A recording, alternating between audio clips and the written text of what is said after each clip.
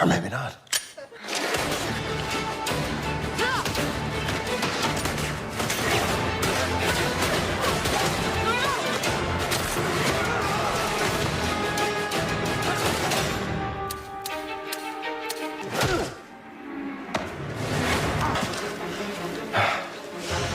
Is there anything else you want to show me?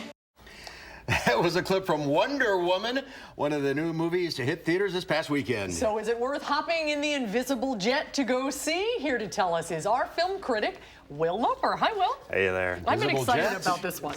You should be, because yeah, invisible jet, invisible freight train, and invisible motorized scooter. Take whatever transportation you can to see this movie because it's that good. So Gal Gadot is Wonder Woman. She begins as Princess Diana, living on a secluded paradise island of Amazonian women. When a World War I spy, played by Chris Pine, crash lands near the island, Diana decides she needs to go out into the real world to try and stop the war. Now, the movie has some incredibly deep themes about war, the dark side of humanity, but it also knows when to use humor. Of course, you get plenty of action, too. Wonder Woman kicks butt in every sense of the word. One sequence has her crossing trenches and no man's land on the Western Front. It's just breathtaking to watch.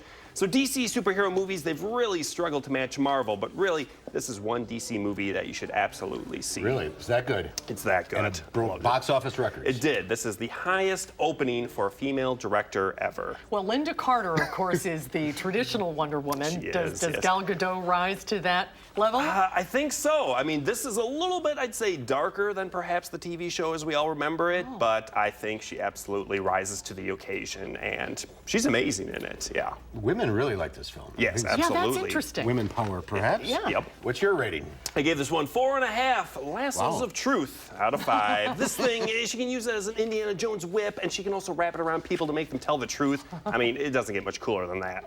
Switching gears, as they say in Yes, TV. slightly. Up next, Captain Underpants.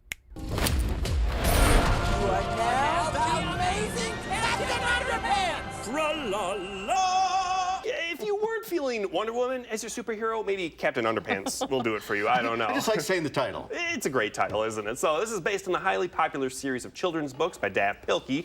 Two fourth graders, voiced by Kevin Hart and Thomas Middleditch, are always playing pranks. Their latest prank involves hypnotizing their principal into thinking he's a superhero, namely one that only wears underpants and the drapes as his cape. Now, of course, if you have a supervillain named, well, I'm not sure if I can say this on live television, so get the censor button ready, Professor Poopy Pants. Now, everybody's laughing at his name, so of course he creates a giant evil robot toilet that gets rid of everyone's ability to laugh. Yeah.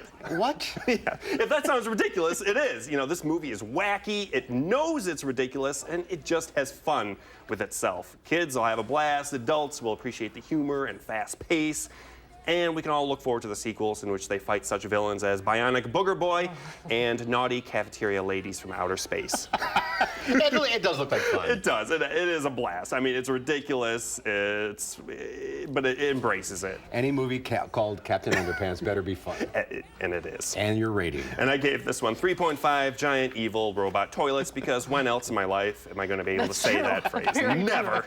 Never. All right. Coming up next week. What's next week? Oh, we got The Mummy reboot with Tom Cruise. Really? Yeah. Poor Brendan Fraser. He wasn't called back for this one. Brendan Fraser, You that's got true. the boot and the reboot. Yeah, that's right. All right, we'll We'll see you next week, Will. Thank you. Thank you.